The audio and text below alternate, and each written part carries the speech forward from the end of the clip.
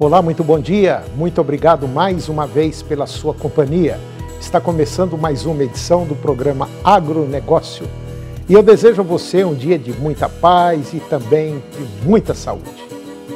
E no programa de hoje nós vamos falar da União Europeia, que já bateu o martelo em relação ao rastreamento de diversos produtos do agro brasileiro exportado àquela região. A partir de janeiro do próximo ano, quem não cumprir as normas ambientais não poderá vender os seus produtos ao bloco. Eu vou comentar de uma paralisação dos fiscais federais agropecuários, que há algum tempo vem reivindicando mudanças profissionais e não estão sendo atendidos pelo governo federal. Vamos falar das condições climáticas no Brasil, condições essas que já ultrapassam o controle. E vou conversar com Guido Juliano Martins de Araújo, diretor do Instituto Saga das Águas, e nós vamos falar de tecnologia, vamos falar da inteligência artificial, conectividade e inteligência artificial no agronegócio. O programa Agronegócio já está no ar.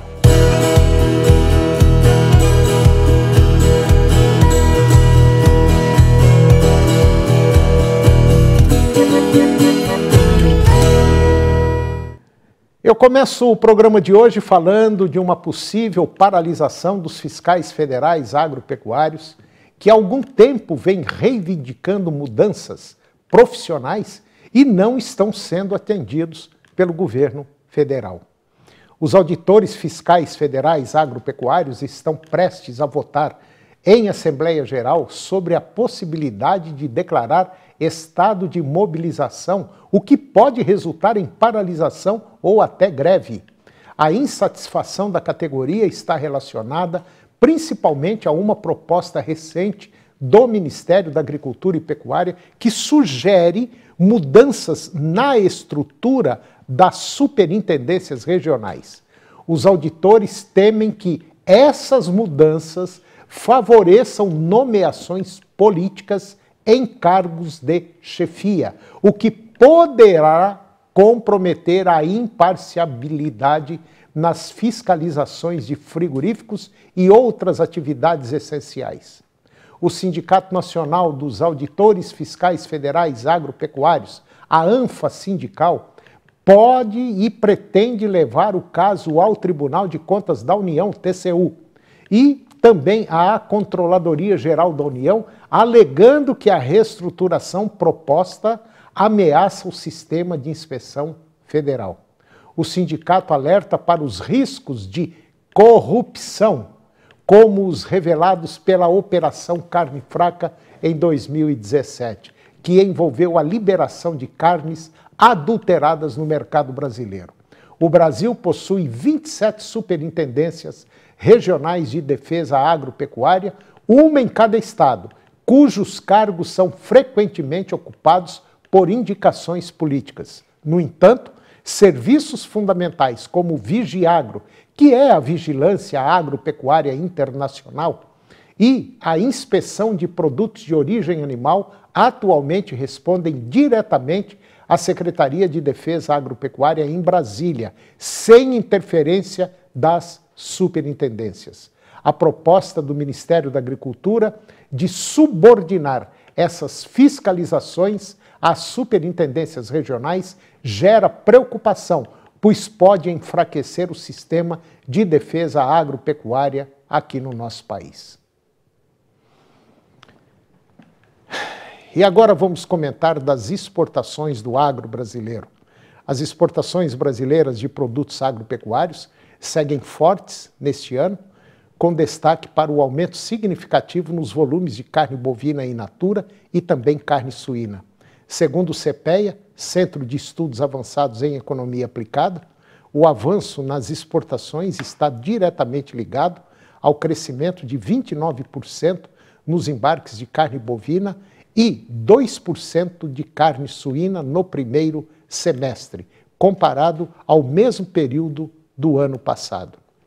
Apesar do aumento no volume exportado, o faturamento em dólar apresentou uma leve queda devido à redução nos preços internacionais. E de acordo com dados do CEPEA, o faturamento externo do agronegócio brasileiro somou 82 bilhões de dólares de janeiro a junho.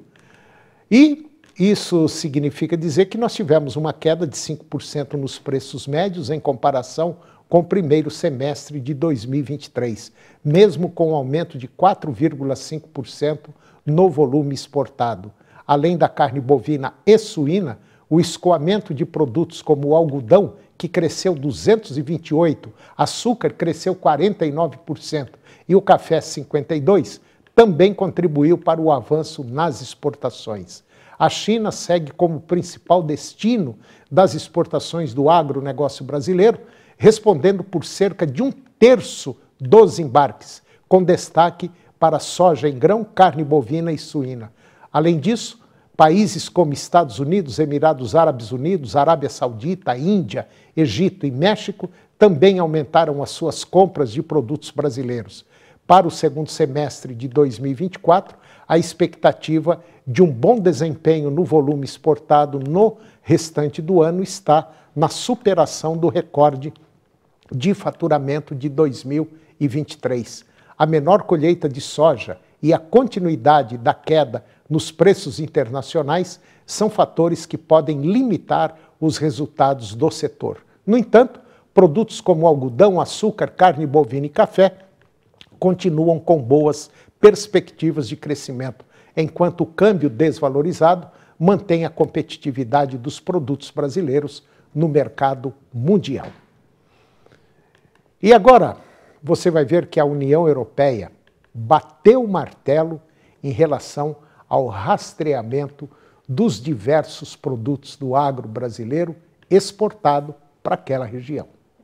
A partir de janeiro de 2025, agora do próximo ano, quem não cumprir as normas ambientais impostas pela União Europeia não poderá vender seus produtos ao bloco. Confira.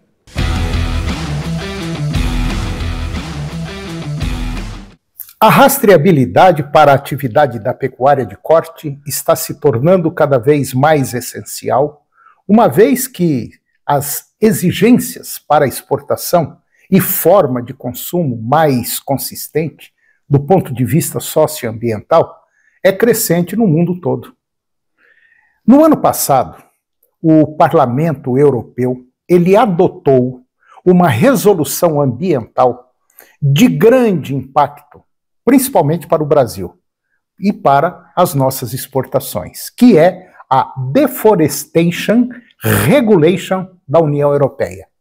Essa Deforestation Regulation da União Europeia se trata de uma regulação que irá proibir, a partir de janeiro do próximo ano, a comercialização e importação de produtos agropecuários derivados da produção de gado, café, óleo de palma, madeira, borracha, soja e cacau em território europeu, oriundos de desmatamento ocorridos depois do ano de 2020.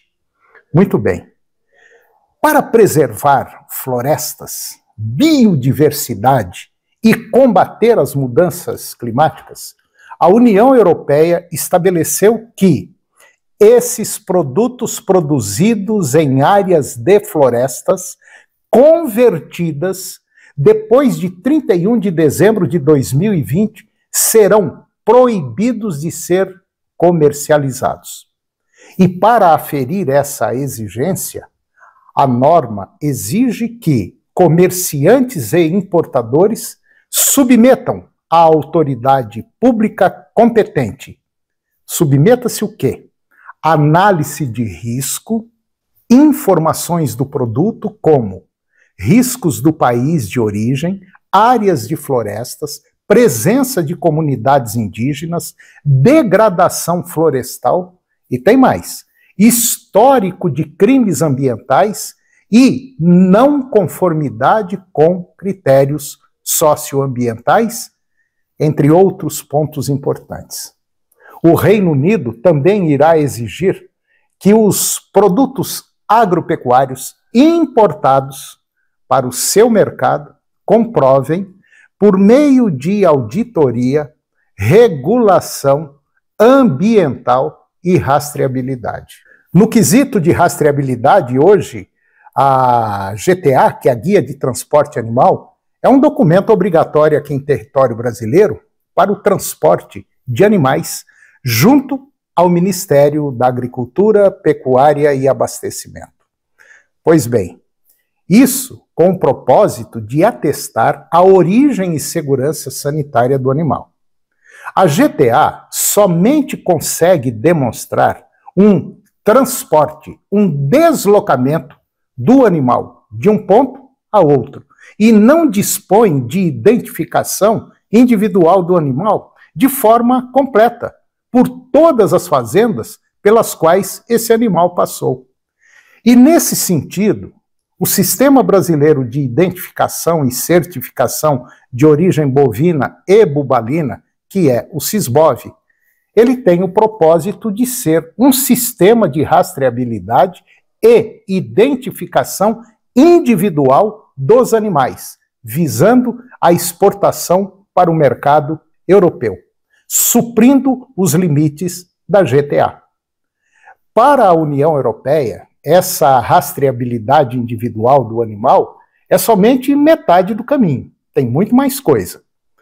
Agora, deveremos comprovar que esse animal, ele não teve origem em imóveis rurais que sofreram desmatamento.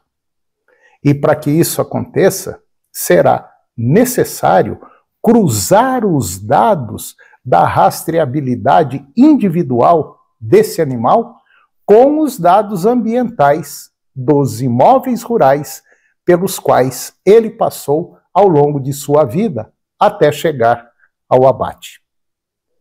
E dentro desse quesito, o Brasil conta com o Cadastro Ambiental Rural, que é o CAR, em que o produtor já informa ao órgão competente o status ambiental da sua propriedade. Muito bem. Nesse sentido, a validação do CAR continua um grande gargalo com quase todos os estados brasileiros, exceto São Paulo, com 92%, Espírito Santo e Pará, com 70% de análise concluída. Portanto, a Deforestation Regulation da União Europeia se trata de uma regulação que irá proibir, a partir de janeiro de 2025, produtos oriundos de desmatamento ocorridos depois de 2020. Muito obrigado pela sua companhia e até o próximo encontro. E depois do intervalo, nós vamos falar das condições climáticas no Brasil, condições estas que já ultrapassam o controle, e eu vou conversar com Guido Juliano Martins de Araújo, diretor do Instituto Saga das Águas, e vamos falar de tecnologia, vamos falar de inteligência artificial, é uma conectividade e inteligência artificial dentro do agronegócio. Nós voltamos já, é um minuto só.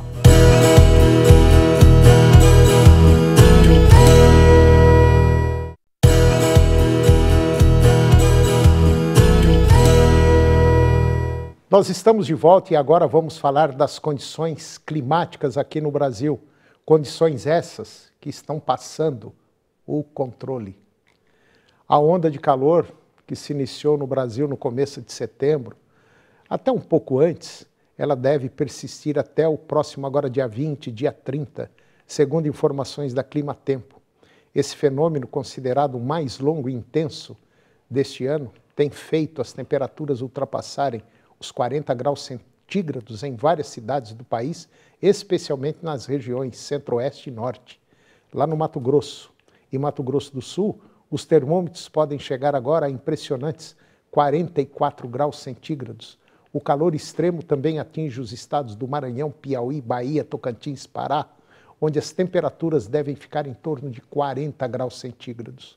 Outras áreas afetadas incluem o oeste e norte de Minas Gerais, o norte e o extremo oeste de São Paulo, além do norte e noroeste do Paraná.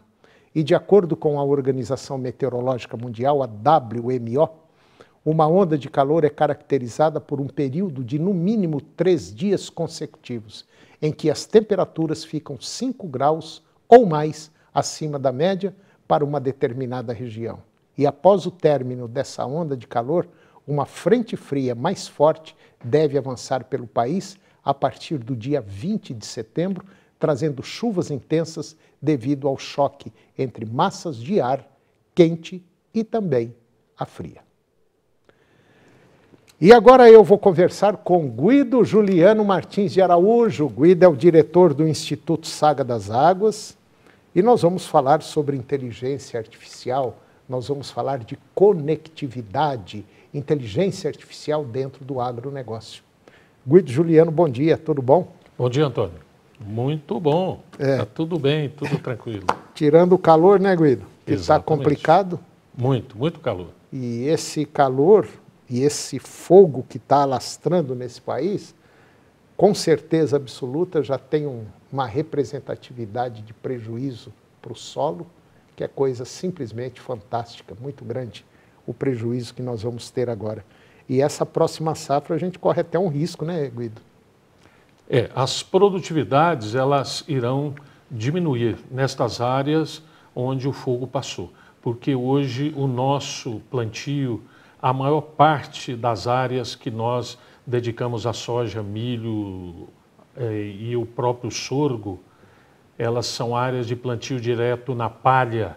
Então existem muita matéria orgânica e essa matéria orgânica fica até pegando fogo nos perfis mais abaixo do solo, por conta de que aquele solo é rico neste material que acaba sendo inflamável.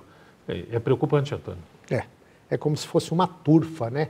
Uma espuma que está abaixo do solo de tanta matéria orgânica. Isso daí continua pegando fogo. Eu acho que nós vamos ter um prejuízo muito grande. Mas, Guido, mudando, partindo para a inteligência artificial, partindo aí para a tecnologia, a gente já tem muita coisa muito importante dentro, não só do agro, mas basicamente de todos os setores que a gente movimenta e que é movimentado no mundo. Mas dentro do agro, nós temos coisas aí acontecendo fantásticas, como, por exemplo, esse trabalho que você me mandou. Até nós já fizemos uma entrevista já aqui há algum tempo, o ano passado, mostrando uma máquina que ela mata o mato dando choque, né, Guido? Exatamente. Queimando, a inteligência artificial identifica a erva daninha, ela diferencia daquela cultura plantada e queima todas as ervas daninhas, sem nenhum prejuízo. E é algo assim muito interessante, porque essa máquina vai passando e ela vai queimando, ela vai matando até chegar na raiz dessa planta daninha. É algo simplesmente fantástico e às vezes você fala, caramba, não dá nem para a gente entender. Mas é uma máquina dessa, os próprios drones hoje, as plantadeiras, né, Guido? Exato. Antônio, e voltando a essa máquina nós teremos um ganho muito grande porque se aplica muito herbicida nas lavouras de soja, de milho e sorgo, muito. E com esta máquina nós vamos deixar de aplicar. Então, os resíduos desses agroquímicos nos grãos, eles não existirão ou serão numa quantidade muito pequena. Isso para a questão do meio ambiente e do consumo humano será excelente isso aí. É uma maravilha, Antônio. E a gente espera que isso continue. E quando você diz a questão dos drones, e já foi objeto de nós comentarmos sobre os levantamentos, as detecções de carência de minerais, a incidência de pragas e doenças e outras situações no decorrer da lavoura em que esses drones carregam programas e que detectam tudo isso e todos os dados são cruzados pela inteligência artificial e você poderá, o técnico poderá fazer um diagnóstico extremamente preciso e diminuindo a quantidade de produtos químicos aplicados, porque você terá exatamente a área onde está acontecendo o problema. e você poderá atacar, e não como antigamente, em que as pessoas colocavam os agroquímicos na área toda. Quando existia uma infestação de alguma praga, de alguma doença, se aplicava em tudo. E hoje não. Você tem mecanismos para coibir esse uso indiscriminado de agroquímicos na área toda. Então, nós já temos hoje produtos com menos quantidade de agroquímico, e nós vamos ver, Antônio, a partir desses próximos anos, uma diminuição drástica da aplicação desses venenos. Eu tive o prazer outro dia de acompanhar a aplicação de produto químico num pasto para matar o mato, praga daninha que dá no pasto. E é incrível, o drone ele sobrevoa, ele identifica as pragas, porque já é programado para isso, ele identifica essas pragas, aí recolhe o drone, acerta lá no programinha e tal, põe o veneno no drone e ele levanta voo e começa. Ele voa assim a uma altura, dependendo do mato, da altura da planta do mato, ele sobe ou ele desce. E ele só joga naquela planta. Exato. Era aquilo que você estava falando, que ainda tem-se hoje, pegar aqueles produtos, aquelas máquinas enormes e aplica na área toda, sendo que você estava jogando dinheiro fora e tendo uma contaminação muito grande. Hoje não. A inteligência artificial vai exatamente só no problema. É incrível. Exatamente, Antônio. Antônio, e tem um detalhe muito interessante. As pessoas têm muito medo que essa inteligência artificial vai dominar o homem, né? Mas o que nós sabemos que a inteligência artificial não vai dominar as pessoas. Porém, as pessoas que utilizarem a inteligência artificial, essas pessoas vão dominar as demais pessoas. Isso é uma verdade. E a gente sabe, Antônio, que a inteligência artificial ela chegou para valer. Nós estamos no ano 2 da inteligência artificial. Nós estamos apenas no começo dessa nova etapa da humanidade em que a inteligência artificial vai atuar em todas as atividades humanas, não só no agronegócio, na medicina. Ela já vem atuando e a cada dia nós teremos uma precisão maior nos diagnósticos, nas cirurgias. O próprio direito, o estudo do direito e a prática do direito, já hoje a inteligência artificial interfere para fazer uma série de trabalhos que eram muito custosos e demorados. Hoje a inteligência artificial faz isso para o profissional, quer dizer, dará maior celeridade à justiça. Nos hospitais nós teremos pessoas salvas pela inteligência artificial. E o mais interessante de tudo isso é que a gente às vezes mistura a ficção, aqueles filmes que a gente assiste, e a gente fica assim às vezes meio assustado. Mas é bom a gente lembrar que quem está criando a inteligência artificial é o homem, né, Guido? Quer dizer, não é que isso vai dominar, ele vai facilitar o trabalho da gente. E como vai facilitar? Outro dia, conversando com um mecânico, até muito bom esse mecânico, ele falou assim, pois é, Antônio, mandei meu filho lá para São Paulo fazer um curso daquela máquina que eu comprei. 90 mil reais a máquina. Eu falei, o que essa máquina faz? Ela falou, faz tudo que um bom mecânico precisa. Ela faz tudo. Você põe ela detecta onde está o problema. Você vai lá, o problema é aquilo ali. Sabe? É interessante um negócio desse. Exatamente. E nós estamos vendo aí nas fazendas, né, os tratores autônomos sem tratorista, e quando chega a dar algum defeito, o próprio programa que está gerenciando aquele trator mostra o defeito. Então, facilita muito e vai diminuindo muito o custo de produção de alimentos. É só a gente pegar um bom celular, que é mais do que isso. É incrível, né, Guido? Cada coisa que se consegue fazer. E o mais interessante também de tudo isso é que muito pouca gente, assim, da nossa idade, a turma que tem aí o seu 60, 70, 80, teve o privilégio, foi assim, abençoado por ver tudo isso nascer, né, Guido? Nós somos a única geração que assistiu essa transição, essa mudança de paradigma na humanidade. E é bom a gente observar que aquele primeiro celular que nós usamos, aquele analógico, tinha mais tecnologia do que toda a tecnologia que levou o homem a pisar na Lua.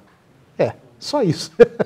Então a nossa geração é privilegiada e conhece muita coisa. Os veião aqui da televisão sabem do que eu estou falando, né, Guido? Exatamente. Então falou, Guido, mais uma vez, muito obrigado pela sua presença, foi um prazer tê-lo aqui e até a próxima. Até a próxima. Obrigado. E o programa de hoje chegou ao fim. E eu termino o nosso programa com a seguinte frase: sou do tamanho daquilo que vejo e não do tamanho da minha altura. Muito obrigado pela sua companhia, que Deus nos abençoe e até o próximo programa.